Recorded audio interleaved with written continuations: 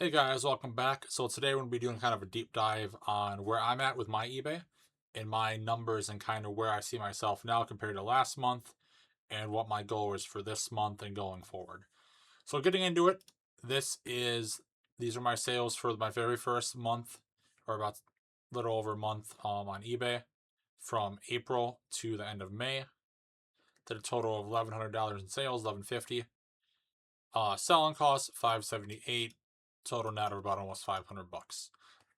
The fees here are a little higher than I would have wanted. I was running higher ads when I first started to get more reviews and get my listings out there more.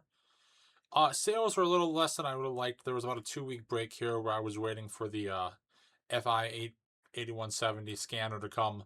So I went about 2 weeks without listing. And for those who don't know, on eBay, you want to list every day. If it's listings, 10 listings, 100 listings, 1,000 listings, whatever it may be, you want to list every day.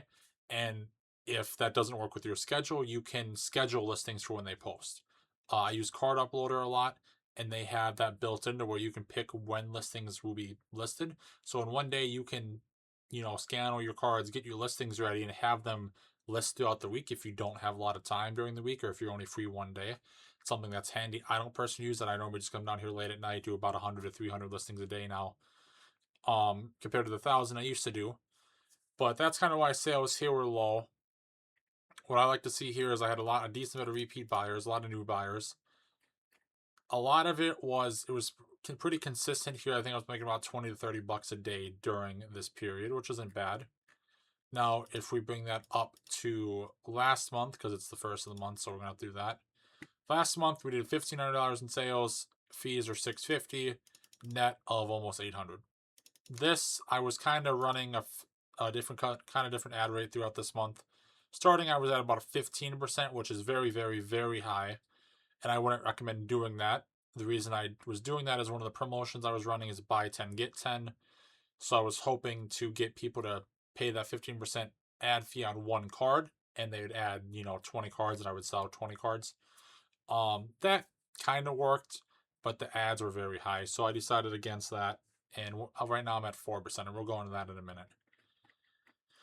Nice thing here, about the same amount of buyers. Repeat buyers went down a little bit. New buyers went up. The nice thing I like to see is the percentage going up here. Quantity sold went up a good bit.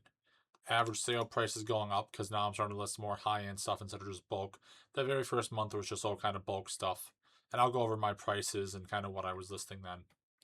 So going over the sales, there's a lot. It wasn't very consistent. This last month was kind of all over the place. I would say probably average about 50 bucks a day over these sales. And right at the end of the month, we had a great day at 240, which was my best day to date. A lot of this is due to offers that I was sending out. One guy picked up a very big Pokemon order, which we can get into later. And then we'll go into traffic. Now, I don't think traffic necessarily always converts to views.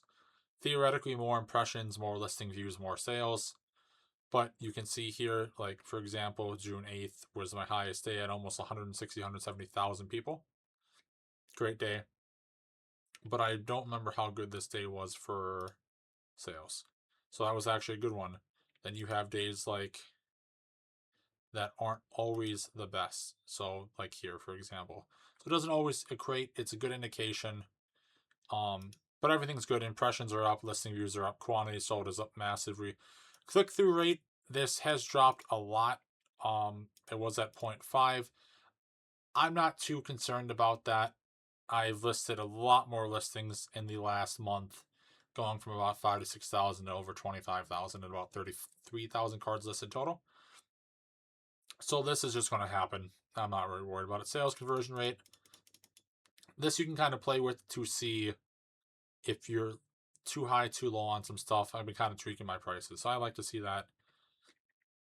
You can go over some of the listings that have the most impressions and views. These variant listings do great for views. But they don't sell the best for me personally. This is all built into Card Uploader or TCG Automate. Real easy to do. I'll make a video on that on how you can do that. But going back here, one big thing I want to touch on is your seller level. This bit me. So if we go back, sales, I had this day right here, which was $4 in sales. That was from one order. And then but this day was I got an order at the very end of the day for one Pokemon card that saved that day. These 2 days were very bad days for sales. The reason being, I think the algorithm on eBay did not like me. So this was coming off that long Juneteenth Father's Day weekend. My sour metrics here are okay. Had a couple late orders when I first started. One card from Card Uploader got listed as the wrong card, so I had to cancel that order because I didn't want that card. But this is what I want to touch up here. This is kind of the more nitty gritty that can kind of bite you in the butt. A couple different things. So on eBay, you're using the standard envelope for 99% of your orders, unless you're selling over $20 stuff. Then you got to use probably a ground label is your cheapest option, depending on where you're going. That's what I always use, USPS ground.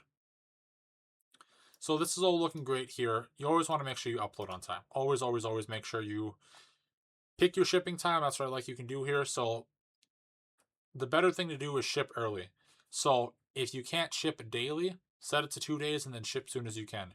Don't let it be late, but if you can't always ship daily, set it for 2 days or 3 days and then ship it as soon as you can. Don't wait until it's due.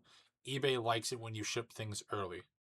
So if you can't do it daily, do it as quick as you can. The other thing here is uploaded late. I don't have any of those because I always make sure right away in the morning to upload them and get them to the post office right away in the morning. What hammered me with the algorithm is right here. Uploaded on time but no carrier scan. So that's when you upload your tracking and it's valid.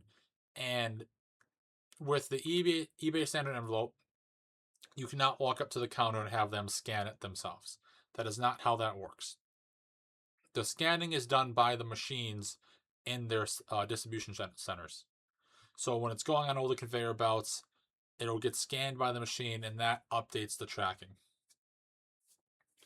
It's great in practice because it gets a limited version of tracking without having to pay $5-6 for tracking. You won't have to pay 74 cents, but that'll be going up here soon. What happened to me over that long weekend, I dropped them off on the day that I should have. But with Juneteenth, that holiday, and that Father's Day, they were not scanned on time. I dropped them off on time, but they were not scanned on time. So I had about 50 to 54 orders that were right here, uploaded on time, but no carrier scan. That dropped my rating from 100% down to like 92 or 93%, something like that. So that gave me a very big ding. And then the next 2 days in sales were just horrible. So with eBay, you want to stay good in the algorithm. Keep these things good. You want to be above standard. It just helps you. You want to get top rated. The paying less fees and the increased search visibility is massive. You might not notice it, but on the back end, it's helping you. So you want to keep these metrics as good as you can, especially early on. You want to make sure you're bending over backwards to get good reviews. Now with eBay, it's a little bit simple because with eBay, you have the simple automated reviews, which helps you a lot. So that is good. Most of these, if you go into your feedback, a lot of these are just standard reviews that eBay will give you. If it comes on time, if they're not complaining, you can see like these 4 are all the same, and then it just goes down and then it changes. But that helps you because people want to buy from somebody with reviews. Why would they buy from me if there's a shop with 5,000 reviews and I have none? Most people are going to go with the shop with 5,000 reviews. That's just how it goes. So now we'll run into kind of the advertising. So right now I am at a 4% ad rate, and that's where I kind of plan on staying for the foreseeable future. I mess with the ad rate. I don't see a big difference with it. With bulk, you can kind of go a little higher because it doesn't really affect you because you're not making that much. So the big thing, I would go probably 2 to 6%, see what works for you. You want the ROA to be a high number. That just means for every dollar you spend, you're making X. So like here, I spent $84, I made $8.50. So I'm making $10 per dollar spent. which is pretty good, but this can be up to 20 or 30. This is just went down a lot because I was at 15% ad rate and selling some expensive cards that bit me in the butt a decent bit. So big thing, discounts. This is where I think I'm running a couple discounts. Now I didn't come up with this. I've talked to some other people, so this wasn't my idea. I've just kind of tweaked it a little bit. So I've also deleted these and came up with them and redone them a couple times, so the sales are a little less than before. So when I started out, I was doing a extra 15 off 3 or more. So every time you bought 3 items, you got 15% off, just to encourage people to buy more than one card. Selling bulk cards, your first card, if you're at a $1.99, $2 floor price, depending on how cheap you're getting your shipping supplies and what you're paying for that card, you're probably around a 50 cents profit per card for a 1 card order. Second card, when you have that second card, you're just paying that 13% fee, and then, penny sleeve, and then you can throw it in the same top loader or card saver and into a team bag. So that second or third card is almost all profit. That increases your profitability by a lot. So you want to encourage people to buy 2, 3, 4, 5, 6, 7, 10, 15 cards. And this was doing that to an extent, but not a lot. You can see 89 orders, 89 quantities sold, 19 orders, so it wasn't bad. So I went to a buy 10, get 8 free, buy 2, get 1 free, buy 5, get 3 free. And these were doing pretty good. I decided to change the buy 10, get 8 to a buy 10, get 10 free to try to encourage this more. People love the buy 5, get 3. I saw a lot of Magic, and people love that. And Magic Bulk, I think, is the way to go. Pokemon sells good, but Magic Bulk, especially if you're getting it from collections, is generally not picked down like Pokemon. Pokemon Bulk gets picked through very, very often. With Magic Bulk, you get a lot of cards that are $3, $4, $5, $6. For me, my floor price is $2, and then depending on the card value, I add money. So under 75 cents, I'm at $1.99. 75 cents to $1, I'm at $2.49. $1 to $1.75, I'm at $3. And I kind of go up there. And then once we get over $5, I add a percentage. Depending on if it's Pokemon or Magic, Yu-Gi-Oh! One Piece, that percentage changes based on the card.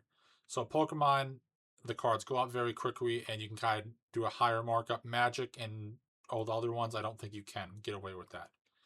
I do that to kind of offset my fees and to cover shipping is kind of what my goal is I want to, if I have that card listed and I want to make my money after fees and shipping. So just remember, if a card's over $19.99, you're paying for a label. The cheapest I've ever got a label is for about $5. So just keep that in mind, that it's not always worth it to go over a certain price. If the card's marked at 18, you might not want to go above 19 because you're going to have to pay for that label. So to make that worth it, you're going to have to go 28, 29 bucks for that card instead of just going $19.99 and making more profit. So keep that in mind. It's not always great to go as high as you might think. So my store by categories. These are all my different categories.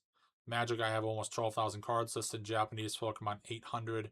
English Pokemon, 7,500. One Piece, 600. Dragon Ball Z, 650. Yu-Gi-Oh! 5,500. I got the opportunity to buy some Digimon bulk for cheap. I got about 20,000 cards I got to go through. I haven't gone through that yet. Kind of interested to see how that sells. But I would say for people starting out, I would go Magic and Pokemon. Pokemon's great, but it can be kind of hard to source because people buy, in my area, bulk goes for 20 to 30 bucks per thousand, and then holos can be $50 to $60 per thousand is what people kind of buy. You got some shops that give $50 in-store credit. So around here, it's harder to buy that stuff. So depending on your market, you might want to change that. I think Magic's easy. You can generally get 1,000 cards for $10, maybe $15 if you are in a bad market. Magic's easy, and a lot of time you can get a little bit more away with conditioning. Magic players, they're not playing to collect most of the time. They're playing to build decks and play with the cards. So they're going to put it in a sleeve. They don't necessarily care. Now, I'm not saying you can sell a near mint card for, damage card for near mint. Don't do that. Follow the conditioning guidelines. But Magic players generally care a little less about that. Still follow the conditioning guidelines, but they don't care as much. Pokemon people want grading cards and binder copies, so they care more than Magic players, in my personal opinion. Listing wise, we're at 26,500 listings, about 87,000 in total inventory. Now, a lot of this is just bulk. So a lot of these cards are $2. That's where the vast majority of the value is. I have got more high end recently, a lot more Pokemon, a lot of 151. But bulk is the bread and butter. You use bulk to scale into buying these higher end cards. Bulk is where you make your money to begin with, and then you can just snowball that into higher end cards. Higher end cards are great because your ticket price is higher, but that bulk you cannot beat. You know, it might only be 50, 60, 70 cents an order, but for something you're paying a penny to 2 or 3 pennies for a card, your profitability off 1 cent, you're making 50, 60 times your money off that card. And you cannot get that profit margin with higher end cards. You can't do it. It just doesn't happen like that.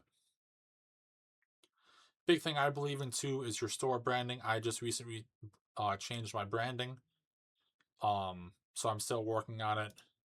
But that's what I like about eBay is you can do this. This is something I think you should play with a lot to get, because this is what people see. This is how you want to stick yourself out from the rest of the people, me and you or whoever else. You want to make yourself different and stand out. What is your unique twist? Your branding, how does it look? So like here I have featured listings for variety listings. They do great for some people. For me, they personally haven't done the best. I don't think I've sold any. But for others, they do great. So keep that in mind. Try them. Card Uploader and TCG Automate both have different ways to do it, and I'll make a video on that soon. I plan on going over TCG Automate and Card Uploader. Probably Card Uploader first because it's cheaper and more user friendly. It doesn't have anywhere near as many options as TCG Automate, but for just starting out and just simply abundance of listings, that is what you want. TCG Automate has a lot of new listings, a lot of new listing features, and they update very often, but they're more expensive. And for when you want to sink all your money back into the business, I think Card Uploader is the better move. I will have a link to Card Uploader in my description. That's an affiliate to me. So if you click on that link and buy it, I'll get some rewards back for doing that. I really appreciate that. So this is kind of my branding and what I go with. You can tell your story and kind of build off of that. But yeah, I think that's all to go over for today. If you guys got any other questions, please drop a comment, let me know, subscribe, like, all that good stuff. And then yeah, so tomorrow will be a video about some kind of software. I don't know exactly what software we're going to go on yet, but we'll figure it out. So thank you guys. Have a nice day.